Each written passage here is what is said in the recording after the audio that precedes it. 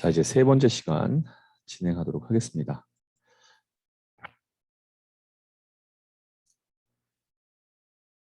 이제 세 번째 부분은 이제 차트하고요. 그 다음에 함수 부분을 좀 다뤄보도록 할 거예요.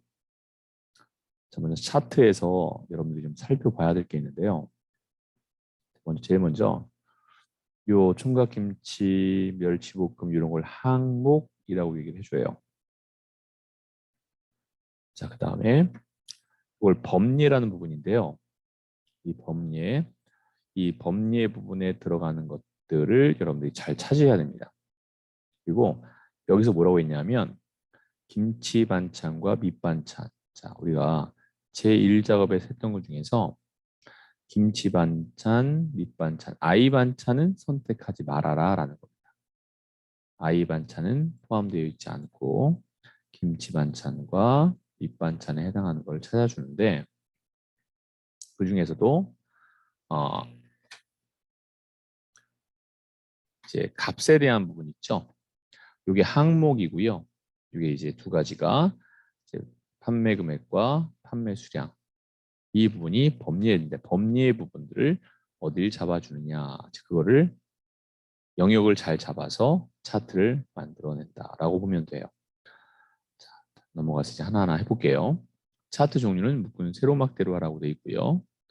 제1작업 내용을 이용해서 하라고 되어 있죠. 위치는 새 시트로 이동하고 4작업으로 이름을 바꾸라고 되어 있어요. 자, 그 다음에 4번 차트 디자인 도구에서 레이아웃. 레이아웃은 3번, 스타일은 1번으로 하라고 되어 있고요. 자, 그래서 1번, 2번, 3번, 4번을 우리가 지금 나타내 보도록 하겠습니다. 자, 먼저 항목에 해당하는 거가 여기라고 했죠. 자, 반찬명을 클릭 드래그, 필드 제목부터 클릭 드래그합니다. 클릭 드래그해서 김치 반찬, 밑반찬 여기까지 잡아주는 거예요. 자, 여기서는 아이 반찬은 잡으면 안 되죠. 자, 지금부터 컨트롤 누릅니다. 컨트롤 눌러서 석박지와 마늘종, 그 다음에 시금치 나물과 깍두기 이렇게 잡아줬고요. 그 다음에 범위에 해당하는 거, 범위에 해당하는 게 판매 금액과 판매 수량이죠. 판매 금액과 판매 수량은 어떻게 돼 있어요? 붙어 있죠. 붙어 있는 거는 드래그로 잡습니다. 자, 컨트롤 누른 상태에서 클릭 드래그로 붙어 있으니까 붙여서 4개 잡고요. 아예 반찬은 잡으면 안 되고요. 그 다음에 석박지입니다. 클릭 드래그로 잡아줍니다. 여기도 마찬가지로 클릭 드래그로 잡아줍니다. 자, 이렇게 하면 되는데 만약에 여러분들이 이 상태에서 컨트롤 누른 상태에서 여기를 한 번만 더 클릭하는 순간 차트를 만들어 볼게요. 삽입에 추천 차트 나와 있죠? 클릭을 할게요. 하면 아이고 이렇게 나오면 안 되고요. 여기에 세로막대입니다. 세로막대 있죠? 묶은 세로막대 클릭하면 이상하게 나왔죠? 왜 이렇게 나왔을까요? 여기를 한 번 더 클릭해서 그래요. 그럼 어떻게 된 거예요? 다시 영역 잡아야 됩니다. 한 번 잡았던 부분을 다시 한번 클릭하는 순간 처음부터 영역을 다시 잡아야 된다는 것 때문에 여러분들이 주의를 기울여서 영역을 잡아야 돼요. 다시 할게요. 아무것도 안 누른 상태에서 클릭 드래그로 잡았고요. 여기 아이 반찬은 잡지 않았습니다. 자, 이제 컨트롤 눌러서 석박지, 마늘종, 시금치 나물, 깍두기. 그다음에 판매 수량은 여기까지 클릭 드래그로 잡고 클릭 드래그로 잡아주면 돼요. 자, 이제 삽입에서 요거 추천 차트 그냥 클릭한 다음에 여기 모든 차트 선택해도 됩니다. 세로막대 됐죠? 자, 이제 확인을 누를게요. 그러면 이런 식으로 잘 나오게 돼 있어요. 그러니까 클릭 드래그로 잡을 때 뭐 클릭식으로 해서 2번 잡지만 않고 클릭 드래그로 한 번에 제대로만 잡아주면 그 문제는 없을 거고요. 자, 이제 여기에서 차트는 2가지 영역으로 나옵니다. 여기를 차트 영역이라고 하고요. 여기를 그림 영역이라고 그래요. 차트 영역, 그림 영역. 그림 영역 클릭해 볼게요. 여기를 그림 영역이라고 하고 그 바깥쪽은 차트 영역이라고 합니다. 이 차트 영역에서 마우스 오른쪽 클릭을 해서 차트를 이동할 거예요. 차트 이동을 다 클릭할 겁니다. 클릭했을 때 이런 창이 나왔으면 워크시트의 삽입이 아니라 새 시트로 만들어 줄 거고 얘를 제4작업이죠. 제4작업이라고 쓰는 거죠. 이렇게 해서 확인을 하면 우리가 제1작업을 이용해서 했기 때문에 이 4작업은 제1작업 앞에 생길 거예요. 자, 이렇게 제1작업 앞에 생겼죠. 얘를 클릭 드래그를 이용해서 제3작업 뒤에 이렇게 드래그로 갖다 놓으면 됩니다. 클릭 드래그를 이용해서 제4작업을 제1작업 앞에 있던 것을 제3작업 오른쪽으로 위치를 이동시켜 줬습니다. 자, 이제 여기까지 만들어졌으면 자, 이제 그 다음 걸 한번 해보죠. 1번 묶은 세로막대용으로 했고요. 범위는 제1작업을 이용해서 영역을 잡았고요. 위치는 새 시트를 이동해서 제4작업을 만들었습니다. 그리고 차트 디자인 도구라고 나와 있죠. 자, 차트 디자인 도구를 한번 해볼게요. 자, 차트 디자인에 빠른 레이아웃이 나와 있는데요. 얘를 눌러서 이게 첫 번째, 두 번째, 세 번째 레이아웃 3번을 선택했습니다. 레이아웃 3번, 레이아웃 3번을 선택했고요. 그 다음에 스타일 1번이라고 되어 있죠. 이게 스타일이에요. 자세히를 눌러서 여기서 스타일 1번, 스타일 2번 이렇게 나와 있죠. 스타일 1번을 선택했습니다. 스타일 1번 선택했죠. 자, 이제 영역 서식이 나와 있는데요. 저희가 차트 영역을 선택한 상태에서 굴림 10일이에요. 모든 서식은 홈에 있죠. 홈에 들어가서 글자체 굴림을 선택하고요. 글자 크기 11로 바꿔줬습니다. 얘네들을 선택하면 안 되고요. 이렇게 차트 영역을 클릭해서 해야 됩니다.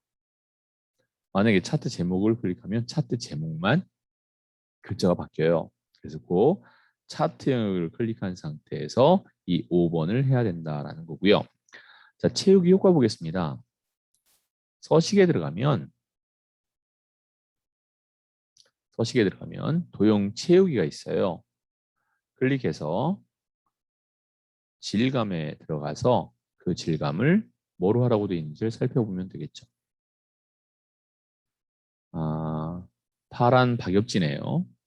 페인트통에 들어가서 질감은 파란 박엽지. 자, 어떤 게 파란 박엽지인지 풍선 도움을 잘 보고 선택해 주면 됩니다. 그다음에 채우기 효과는 파란 박엽지 했고요. 그림 영역은 채우기 흰색으로 되어 있죠. 그림 영역이 여기가 그림 영역이에요. 그림 영역을 선택해서 자, 페인트통에 서식입니다. 서식에 페인트통에 들어가서 채우기 흰색. 테마색의 첫 번째가 흰색이에요. 흰색 배경만이라고 되어 있죠. 자, 선택을 해줬습니다. 5번까지 끝났죠? 6번 할게요. 차트 제목. 여기가 차트 제목을 선택한 겁니다. 클릭으로. 그 다음에 홈에 가서 굴림의 글자 크기가 20이죠? 20을 선택했고요. 그 다음에 굵게 들어갔고요. 자, 글자 색깔은 자동 검정으로 잘 들어가 있어요. 그리고 나서 배경은 채우기 흰색 배경 1이죠. 자, 서식에 가서 페인트통에 자동을 눌러주면 됩니다. 요거죠, 요거 흰색 배경화 이걸 선택하면 되겠습니다. 그 다음에 테두리라고 되어 있죠. 까만색 테두리가 없죠. 클릭해서 서식에 채우기 바로 밑에가 이제 윤곽이에요. 도형 윤곽 선택을 해서 자동을 눌러주면 이렇게 까만색 테두리가 나타납니다. 자, 이렇게 해서 6번이 끝났어요. 자, 이제 7번 보도록 하겠습니다. 판매 수량 계열의 차트 종류를 표식이 있는 꺾은 선형으로 해라라고 되어 있죠. 자, 차트 종류에서 지금 문제에서 요구하는 게 판매 수량 계열이에요. 판매 수량, 판매 금액이죠. 자, 여기서 보면 판매 수량 계열의 차트라고 되어 있는데 판매 수량은 너무 적어서 잘 눈에 보이지도 않아요. 선택할 수도 없어요. 지금 얘는 뭐예요? 판매 금액이잖아요. 자, 그럴 때 어디서 하냐 이거죠. 자, 자, 이 서식에 보면 현재 선택 영역이라고 되어 있는 게 있는데요. 이거 좀 크게 보여줄게요. 이게 현재 선택 영역입니다. 차트 영역이 선택되어 있죠? 화살표에 들어가서 판매 수량을 선택하면 이렇게 판매 수량이 나와요. 자, 여기에서 마우스 오른쪽 클릭하기가 쉽지 않아요. 그렇죠? 자, 그럴 때는 이거를 차트 종류를 바꾸는 거잖아요. 그러면 차트 디자인에 가면은 이렇게 차트 종류 변경이라고 있어요. 이 차트 종류 변경을 선택합니다. 좋았죠? 그러면 이 판매 수량에 대한 묶은 세로막대가 아니라 얘를 표식이 있는 꺾은 선형으로 바꿔주고, 자, 왼쪽을 기본축이라고 하고요. 이 오른쪽을 보조축이라고 해요. 이 보조축을 선택해주면 보조축이 이렇게 나타나는 겁니다. 자, 확인했습니다. 나왔죠? 보조축으로 나타내 주는 것까지 표시하시오라고 되어 있죠. 자, 그 다음에 여기 보면 계열 자체 내에서 세모 크기 10이라고 되어 있어요. 자, 여기에 보면 표식에 있는 꺾은 선형의 이 표식을 한번 클릭하면 다 나왔죠. 이 표식에서 마우스 오른쪽 클릭을 하면 데이터 계열 서식, 무조건 마우스 오른쪽 클릭했을 때 맨 밑에 걸 선택하면 된다라고 생각하면 돼요. 데이터 계열 서식 들어가면 오른쪽에 이런 창이 딱 뜹니다. 됐죠? 자, 거기에서 데이터 계열 옵션이라고 돼 있어서 현재 나와 있는 거 하고요. 여기에 표식들이 있을 거예요. 지금 선택한 표식은요.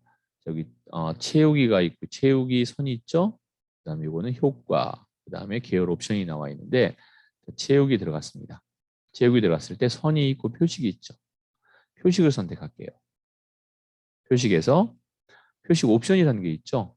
표식 옵션에 들어가면 자동으로 되어 있는데 기본 제공으로 바꿔서 이 형식을 세모 형태로 바꿔준 겁니다. 세모 크기는 5가 아니라 10으로 바꿔줄게요. 점점 이게 커졌을 거예요. 세모가 10에 맞춰서 이렇게 커진 걸 알 수 있을 거예요. 표식에서 자, 여기 표식 옵션에 들어갔을 때 세모 크기가 10이라는 거 알 수 있죠? 그 다음에 레이블 값을 표시하시고 그랬는데 레이블 값은 요거예요. 이게 레이블이라고 합니다. 자, 클릭한 다음에 해당하는 것만 다시 한번 클릭하면 처음에 클릭하면 전체 표식이 다 잡히거든요. 하나만 선택하면 얘 하나만 이렇게 선택이 돼요. 그 상태에서 자, 서식으로 가겠습니다. 서식으로 갔어요. 그런 다음에 이 서식에서 얘 표식에 데이터 레이블이 들어가야 되잖아요. 그렇죠? 데이터 레이블은 서식이 아니라 차트 디자인으로 가야 되겠습니다. 그리고서 여기 차트 요소 추가라는 게 있어요. 요 안에 들어가서 데이터 레이블이라는 게 있고 이 데이터 레이블 그 200이 오른쪽에 들어가 있죠. 오른쪽에 이렇게 나타내 주면 됩니다. 자, 이렇게 해서 나타내 주었고 요건 이제 X 눌러서 없앨게요. 차트 제목은 직접 써주면 되겠습니다.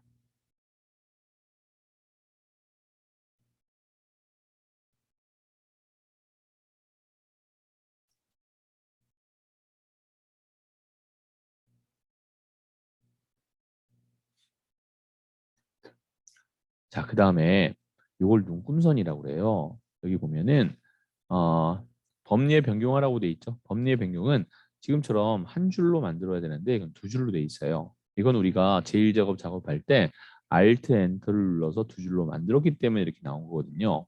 이거 수정하는 것과 그 다음에 눈금선을 파선으로 만들어주는 거, 이 눈금선을 파선으로 만들어주는 거, 그 다음에 도형을 이용해서 모서리가 둥근 설명선을 이용해서 나타내주는 거. 이것만 하면 됩니다. 자, 먼저 범위부터 할게요. 이걸 범위라고 합니다. 범위를 선택하고 마우스 오른쪽 클릭을 하면 데이터 선택이라는 게 떠요. 근데 이 데이터 선택만큼은 어디서 마우스 오른쪽 클릭하든지 다 뜹니다. 무엇을 선택하고 마우스 오른쪽 클릭하든지 얘는 다 뜨게 돼 있어요.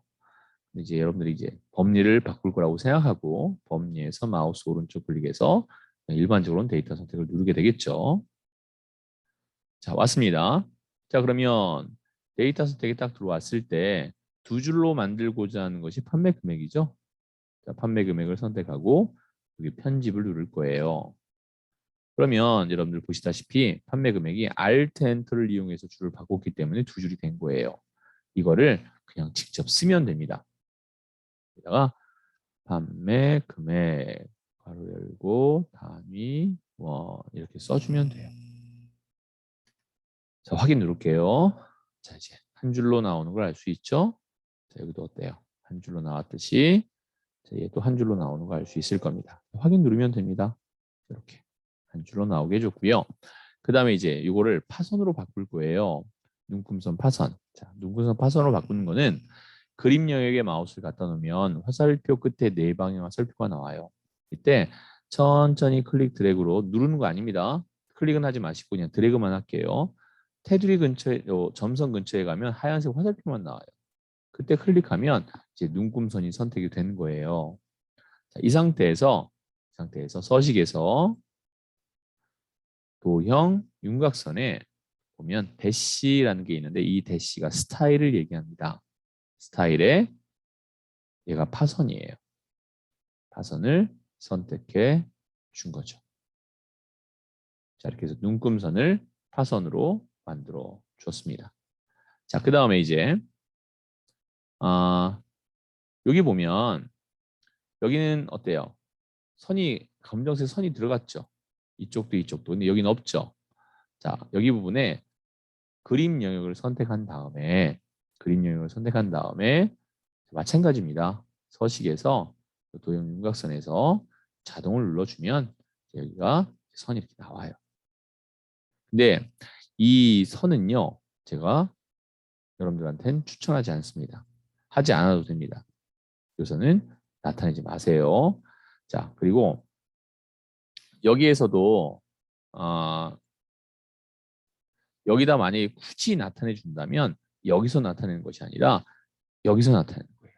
여기서 윤곽선을 자동으로 해서 나타내 준 겁니다. 근데 어때요? 선이 되게 두꺼워요. 진해요. 여기도 마찬가지로 밑에를 선택해서 윤곽선을 자동으로 넣어주는 거고 여기도 마찬가지입니다. 선을 넣어줄 땐 값을 선택하고 여기에다가 자동을 넣어주는 건데요. 이거는 제가 추천하진 않아요. 이거는 안 하셔도 관계없어요. 이건 안 하셔도 관계없으니까 굳이 넣어서 색깔이 진하게 나타내는 것은 사실 썩 좋지 않은 것 같아요. 자, 그 다음에 이제 단위 보겠습니다. 여기 보면 140만 돼 있고요. 이게 0이 안 나오고 빼기로 나온 거는 회계 형태이기 때문에 빼기로 나온 거예요. 자, 그 다음에 오른쪽 볼까요? 얘는 100개씩 올라갔고 맨 끝에가 300이죠. 근데 얘는 어떻게 나왔어요? 쉬워서 볼까요? 주 단위가 50씩 올라갔죠? 자, 우선은 단위를 선택했고요. 마우스 오른쪽 클릭, 축서식 맨 밑에 걸 선택했습니다. 자, 그러면은 여기에 기본이 50이라고 되어 있는데 주 단위가 기본이 50이 아니라 얘를 100으로 만들면 돼요. 됐죠? 100으로 한 다음에 이제 엔터 한번 칠게요. 자, 적용이 된 거 알 수 있죠? 이제 X 눌러서 이렇게 나타내 줬습니다. 그 다음에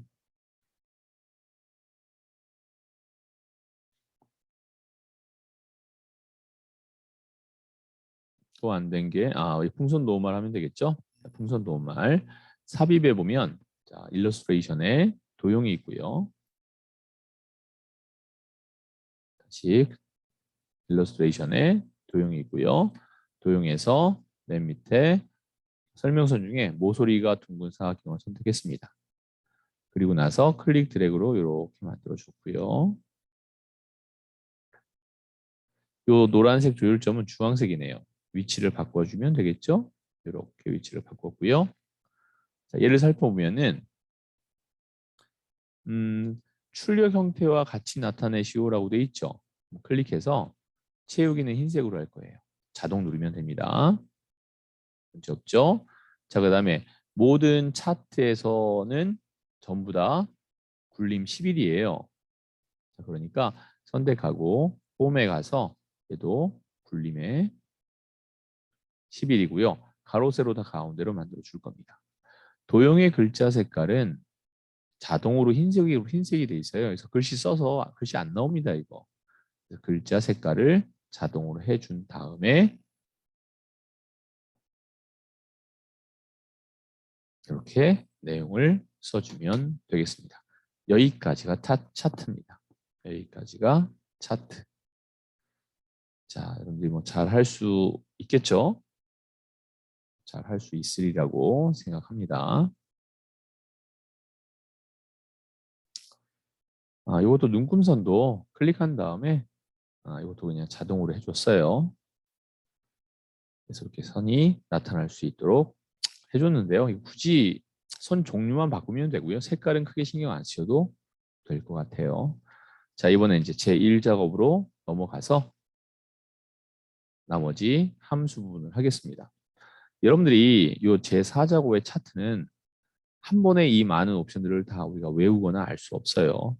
여러분들이 이거는 앞으로 계속 작업을 하면서 저랑 같이 진행해 나가면 좋을 것 같습니다. 그리고 만약에 이 선을 만약에 넣어야 된다면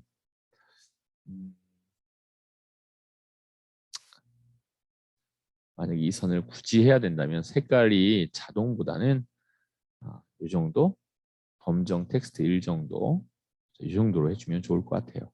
만약에 해야 된다면 이걸로 하세요. 검정 텍스트 1로 해서 이 정도 색깔로 하는 것으로 하겠습니다. 그리고 이 눈금도 마찬가지입니다. 눈금도 자동보다는 검정 텍스트 1 정도로 해서 이 정도로 해서 색깔을 조정하는 것이 출력 형태와 가장 동일하게 나타낼 수 있는 범주 같아요. 자, 이제 1번 계산 작업. 제일 어려운 부분이기도 한데요. 알면은 쉬운 부분이에요. 함수는 몰라서 어려운 거지 알면은 그닥 어려운 부분이라고 할 수는 없어요. 이건 여러분들이 좀 이해하기 쉽도록 메모장을 이용해서 같이 해보도록 하겠습니다.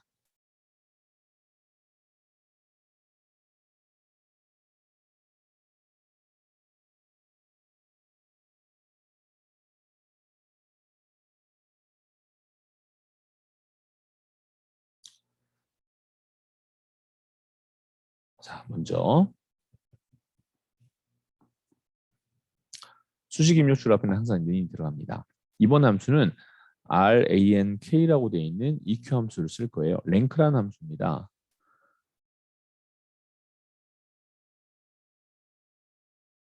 자, 함수 다음에는 괄호가 항상 열리게 되어 있어요.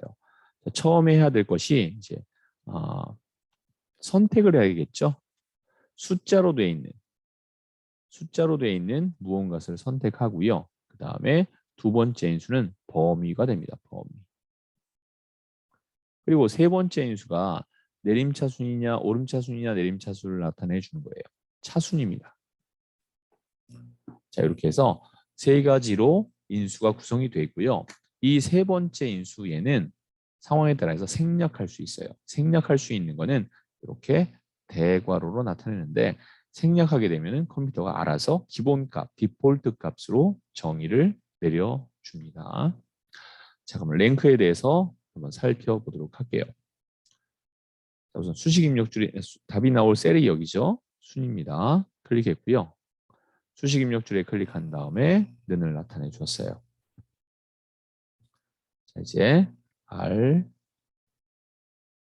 RA라고만 하면은 랭크 나와 있죠? 더블 클릭하면 알아서 괄호 여는 것까지 해줬습니다. 첫 번째 인수 넘버라고 되어 있어요. 숫자 구하는 거죠. 자, 인기 순위를 볼 건데요. 판매 수량의 내림차 순위라고 되어 있죠. 판매 수량의 첫 번째 걸 잡습니다. 다 잡는 게 아니라 그 줄에 해당한 첫 번째 걸 잡았고요. 그 다음에 콤마, 그 다음에 이제 REF라고 나오는데 REF가 바로 이 범위를 얘기합니다. 범위는 첫 번째 잡았던 요 G5셀을 포함해서 전체를 다 잡게 돼 있어요. 그런 다음에 처음에 전체를 다 잡아야 되는 거니까 여기까지죠. G12까지. 처음에 잡았던 G5는 최후 핸들로 내렸을 때 G5가 G6, G7, G8 이렇게 내려가야 되지만 최후 핸들로 내렸을 때 이 전체 지금 잡은 점선 영역은 밑으로 내려가면 안 되겠죠. 그래서 F4를 눌러서 절대값으로 만들어줍니다. 즉 다 고정을 시켜버린 겁니다. 이게 중요한 거예요. 그런 다음에 콤마를 딱 누르면 이제 5도가 나오는데 대괄호로 돼 있죠. 대괄호로 돼 있는 것은 무조건 첫 번째, 즉 내림차순이 기본값이에요. 자, 여기서는 뭐라고 돼 있죠? 내림차순을 하라고 돼 있죠. 그럴 때 여러분들이 요 내림차순을 선택하면 자동으로 0이 들어가고요. 콤마하지 않고 그냥 괄호를 닫아도 내림차순이 됩니다. 자, 더블 클릭해서 0을 집어넣었어요. 괄호 닫겠습니다. 우선은 생략하는 거는 나중에 여러분들이 좀 함수를 잘 이해한 다음에 이런 거 생략해도 됩니다라는 걸 말씀드리도록 하겠습니다. 자, 그 뒤에 입력 단추만 누를게요. 입력 단추 딱 눌렀습니다. 현재 얘가 8등이네요. 채우기 핸들로 클릭 드래그로 밑으로 내릴게요. 자, 1, 2, 3, 4가 쭉 나오죠? 그런데 만약에 여러분들이 여기에서 F4 하는 걸 까먹었어요. F4 하는 걸 까먹어서 F4를 이렇게 안 집어넣었다고 할게요. 그런 다음에 입력 단추를 눌렀습니다. 처음엔 8등이 잘 나오지만 채우기 핸들로 내려서 마우스를 놓게 되면 1등이 이렇게 여러 번이 나올 수 있을까요? 2등이 2개나 나왔고요. 그렇죠. 3등은 아예 없네요. 5등, 6등 아예 없죠. 자, 맨 마지막을 선택하고 입력줄을 클릭해 보겠습니다. 어때요? 첫 번째 얘는 G12는 당연히 채우기 핸들로 내릴 때 같이 내려가야 되는 거지만 얘는요. 내려가면 안 되는 건데 내려가 버렸죠. 내려가 버렸죠. 그것 때문에 답이 잘못 나오게 된 겁니다. 자, 그래서 여러분들이 작업할 때 이 두 번째 인수, 첫 번째 잡았던 얘를 포함한 이 두 번째 인수의 범위 값은 영역을 잡은 다음에 F4를 꼭 눌러줘야 되는데 그냥 누르는 게 아니라 맨 뒤에다 클릭하고 F4 누르잖아요. 그러면 G12라는 것만 절대값이 들어가요. 이렇게. 앞에 있는 G5는 안 들어갑니다. 그래서 꼭 나중에 영역 잡았을 때 안 한 걸 나중에 알았다면 클릭 드래그로 이렇게 범위를 잡아서 F4를 눌러줘야만 됩니다. 그게 좀 차이예요. 자, 여러분들이 만약에 작업할 때 처음에 클릭 드래그로 다 잡았어요. 이때는 뒤에 있다 하더라도 F4를 누르면 앞에 G5까지 절대값이 다 들어가지만 그냥 실수 안 하고 이때 F4를 누르지 않고 콤마 한 다음에 0까지 했어요. 바로 닫은 다음에 나중에 안 했네 라고 생각해서 이 뒤에다 클릭하고 F4를 누르면 요 G12만 절대값이 들어가요. 꼭 요 G5도 절대값이 같이 들어가야 된다는 거. 이 부분 여러분들이 실수하지 않게 잘 확인했으면 좋겠습니다. 그리고 다시 한번 채우기 핸들로 내려서 위치를 잡아줬고요. 자, 이제 끝난 게 아니라 여기 뒤에 보면 위라는 글씨를 붙이라고 돼 있어요. 그러면 자, 여기 상태에서 함수와 위라는 텍스트 사이에는 연결 연산자가 꼭 들어갑니다. 함수와 텍스트의 순서가 바뀌어서 텍스트와 함수가 들어간다 하더라도 항상 그 사이에는 연결 연산자가 들어가요. 맨 끝에 클릭하고요. 연결 연산자를 이렇게 집어넣고 그 다음에 큰 따옴표를 해서 수식에는 항상 글자는 큰 따옴표로 묶어줘야 돼요. 자동으로 안 해줘요, 이거는. 그래서 큰 따옴표로 묶어서 이렇게 위자라는 글씨를 써서 꼭 큰 따옴표로 위를 앞과 뒤를 묶어준 겁니다. 자, 이제 입력 단추 누르고 채우기 핸들을 밑으로 내려주면 이 뒤에 위라는 글씨가 이렇게 들어가는 거죠. 랭크는 순위를 나타내주는 기본 함수예요. 여러분들이 이 랭크라는 함수를 잘 알아야 다른 함수와 중복 함수를 사용해서 표현할 때에도 여러분들이 어렵지 않게 할 수 있을 겁니다. 자, 다시 한번 정리할게요. 랭크라는 함수는 인수가 총 3개로 이루어졌습니다. 첫 번째는 랭크는 숫자로 되어 있어야 돼요. 문자는 문자의 크고 작음은 없죠. 숫자의 크고 작음이 있기 때문에 항상 첫 번째 넘버를 선택했고 그 다음에 두 번째 인수, 인수와 인수사에 쉼표 넣는 거 잊지 말고요. 범주 값은 이 첫 번째 잡은 넘버 숫자에 대한 그 셀을 포함해서 전체를 잡아주고 여기에는 꼭 F4 절대값이 들어가 줘야 된다라는 겁니다. 그 다음에 세 번째 인수가 내림차순이냐 오름차순이냐를 나타내 주는 거죠. 가장 큰 게 1등일 때에는 내림차순, 가장 작은 게 1등일 때에는 오름차순 순으로 나타내 준다라는 거 잘 기억하면 되겠습니다. 그리고 함수 뒤에 위자를 붙일 때에는 연결 연산자를 이용해서 글자를 써주면 되겠죠.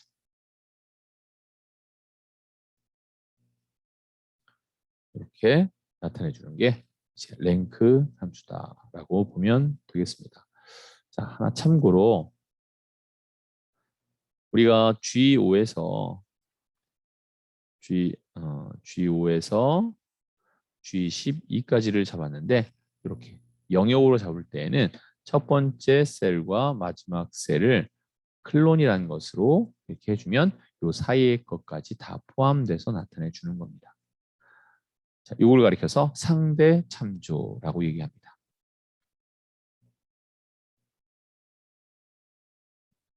자, 그 다음에 절대 참조가 있는데요. 절대 참조란 달러가 다 들어가는 거예요. 달러, 여기도 달러,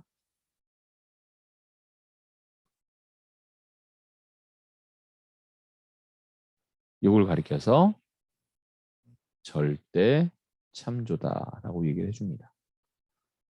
그 다음에 이제 혼합 참조가 있어요. 혼합 참조는 뭐냐면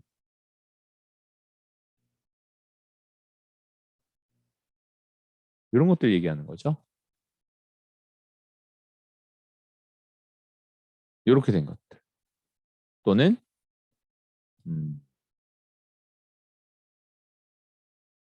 이렇게 된 것들, 이걸 가리켜서 혼합 참조다라고 얘기를 합니다.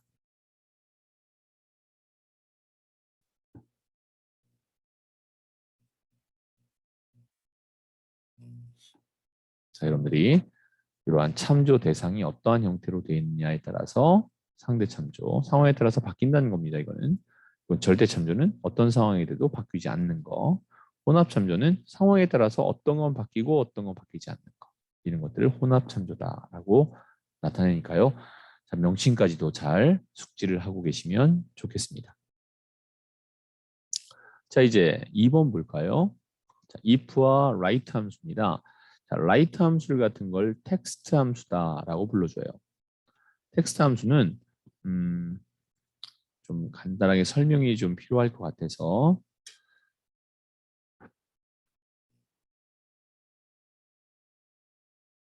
자, 이러한 대한민국 만세라는 형태의 글씨가 있어요.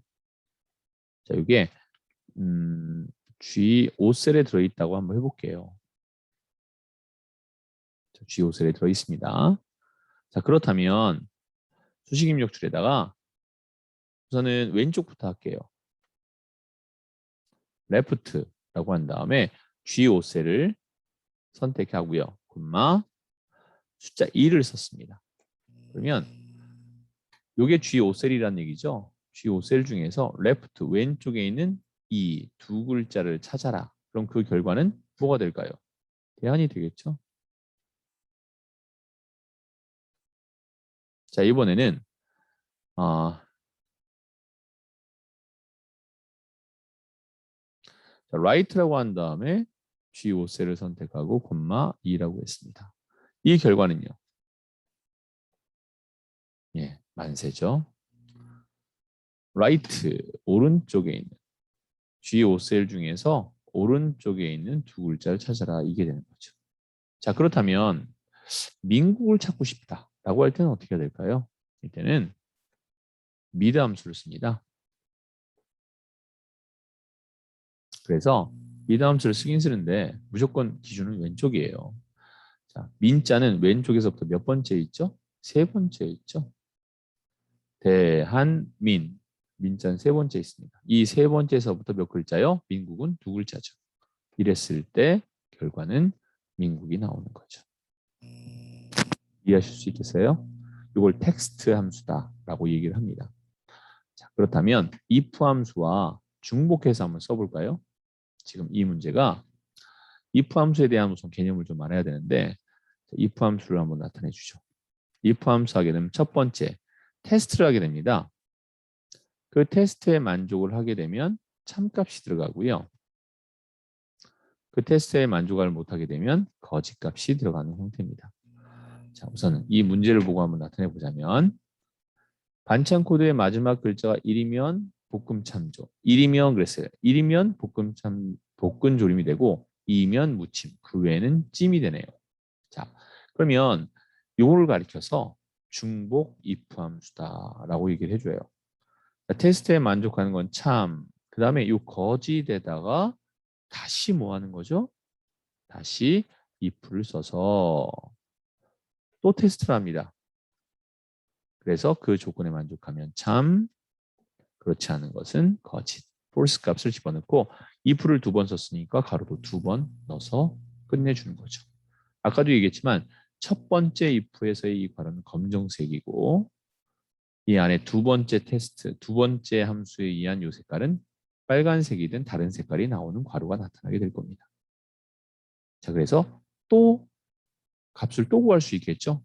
자, 그래서 우리가 찾는 것이 볶음조림 하나, 무찜 하나, 찜 하나, 세 개라면 손가락 하나를 펴서 if 함수 두 번을 쓰는 겁니다. 만약에 금메달, 은메달, 동메달이라고 됐다면 손가락 하나 펴서 if 함수 몇 번 써요? 두 번을 쓰는 거죠. 자, 그럼 이제 여기다가 직접 한번 표현을 해볼게요. 표현했고요. if를 이용해서 자, 테스트를 할 건데요. 문제에서 뭐라고 돼 있어요? 반찬 코드의 마지막 글자는 무슨 함수일까요? right죠.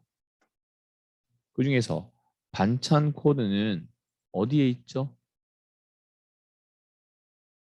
반찬 코드는 B5셀에 있죠. B5셀에 있습니다. 자, 얘는 F4 절대값 눌러야 될까요? 아니죠. 누르면 안 되죠. 자, 이 상태에서 조리법을 가지고서 여기서 구할 건데 여기에 해당하는 거는 B5셀. 이 줄, 이 답이 나올 것에 해당하는 이 줄에 있는 반찬 코드를 선택해야 되는 거니까요. 자, 얘가 콤마 한 글자가 괄호 닫고 한 글자라고 되어 있다면 K도 될 수 있고 E도 될 수 있고 C도 될 수 있잖아요. 그건 테스트가 아니죠. 자, 얘는 뭐가 되고 싶은 거예요? 마지막 글자가 1이면 그랬습니다. 아, C가 아니라 이 뒤에 있는 2, 1, 1, 2, 1, 3 이거죠. 라이트 오른쪽에 있는 거니까. 자, 얘가 는 1이면이라는 겁니다. 1이면 여기까지가 테스트예요. 자, 그런데 여러분들 좀 꼭 기억해야 될 것 중에 하나가 뭐냐면 글씨 안에 숫자 안에 들어있는 글씨는 이 글씨에 들어있는 숫자는 그 다음부터는 숫자가 아니에요. 얘는 문자예요. 숫자와 문자가 같이 있을 경우에는 얘는 숫자다 문자다 문자가 되어버립니다.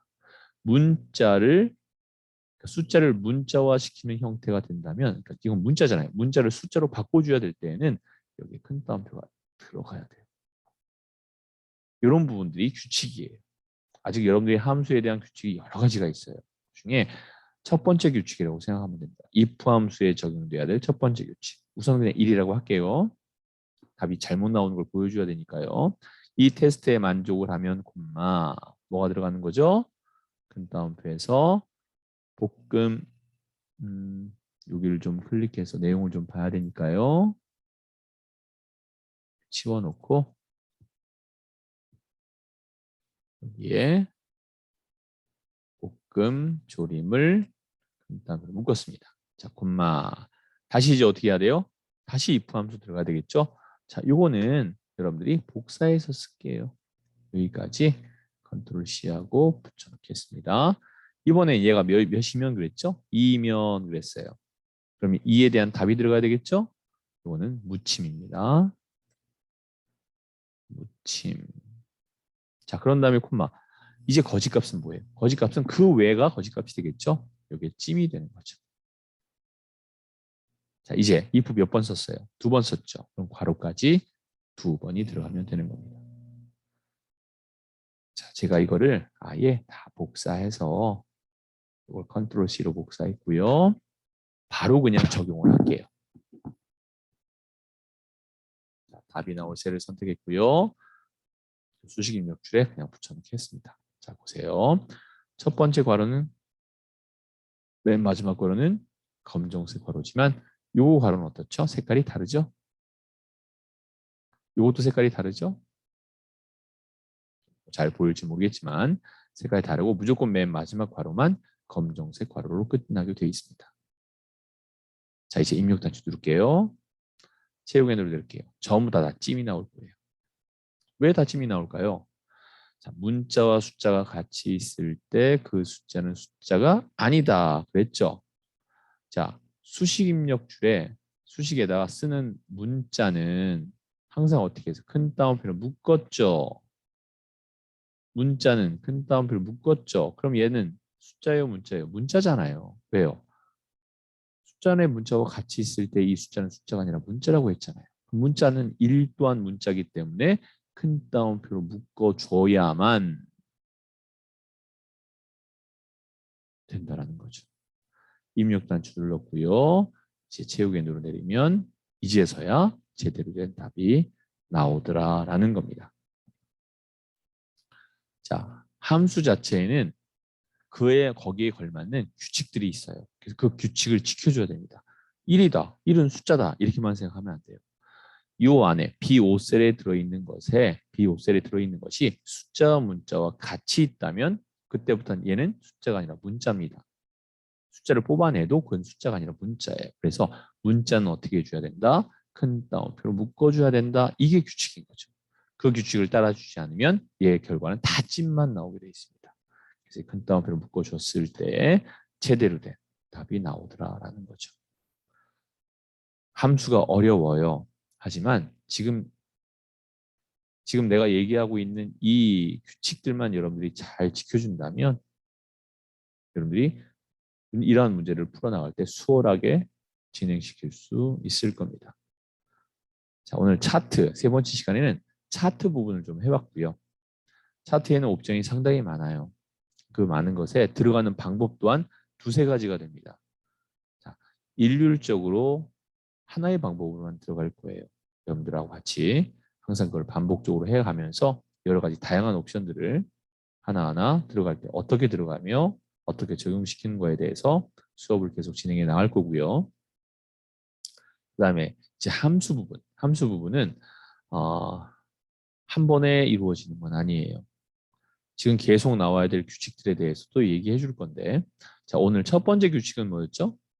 함수를 쓰고 괄호를 열었다면 맨 마지막에 괄호를 닫아주는데 무조건 간에 함수의 첫 번째 괄호와 맨 끝의 괄호는 검정색 괄호로 이루어져야 된다는 것과 숫자와 문자가 같이 있는 곳에서 숫자를 뽑아냈다 하더라도 그 숫자는 숫자가 아니라 문자이기 때문에 큰 따옴표를 묶어줘야 된다. 당연히 글자는 글자이기 때문에 큰 따옴표를 묶어줘야 된다는 것. 이런 것들을 하나의 규칙으로 봐주면 되고요. 자, if 함수가 아니라 이제 랭크 함수에서는 인수가 3개로 이루어져 있다. 함수와 텍스트 사이에는 연결 연산자가 들어간다. 이 규칙 또한 여러분들이 잘 기억하면 되겠습니다. 그리고 첫 번째 인수는 그냥 상대 참조로 클릭을 하지만 두 번째 전체 영역을 잡는 부분에 대해서는 F4를 눌러서 절대값 형태로 만들어 줘야 된다. 절대 참조로 만들어 줘야 된다. 라는 부분들이 규칙이라는 겁니다. 이런 부분들을 잘 확인해 주시고요. 세 번째 인수의 0은 내림차순, 1은 오름차순 형태가 된다는 거. 0으로 되어 있을 때는 가장 큰 게 1등, 그 다음 1로 되어 있으면 가장 작은 게 1등이 되는 형태입니다. 자, if 함수는 첫 번째 테스트를 해서 테스트에 만족을 하면 참값이 들어가고 거짓값을 또 두 가지로 나눌 때에는 다시 if를 집어넣어서 테스트를 하고 그 테스트에 만족했을 때 무찜, 만족하지 않은 건 찜이 된다. 그리고 if를 2번 썼기 때문에 괄호 또한 2번으로 맨 마지막 괄호는 검정색 괄호로 이루어진다. 라는 규칙을 여러분들이 잘 기억해 줬으면 좋겠습니다. 자, 오늘 하루 3시간 동안 수업을 했는데요. 첫 시간이었고 여러 가지로 어려웠을 겁니다. 오늘 배운 내용들 잘 여러분들이 복습하셔가지고 다음 시간 이제 다음 2차 2일차 수업할 때 여러분들 잘 따라올 수 있도록 준비 잘 하시기 바랍니다. 자, 오늘 했던 나머지 함수들은 앞으로 계속 나와질 함수들이에요. 그러니까 여러분들 이거 작업한 거 저장을 좀 다 해놓겠습니다. 나중에 이런 부분들 다 채워 넣도록 하죠. 자, 여기는 뭐 다른 이름으로 저장해서 위치를 제가 만든 위치는 백석 문화대학교. 자, 여기에다가 1-1로 정의를 좀 해놓을게요. 그럼 되겠죠? 저장하겠습니다. 자, 여러분들도 저장 잘 해놓으시고요. 다음에 이거 열어서 나머지 채울 때 잘 해주셨으면 좋겠어요. 자, 오늘 수고 많았습니다. 오늘 여기까지 하겠습니다.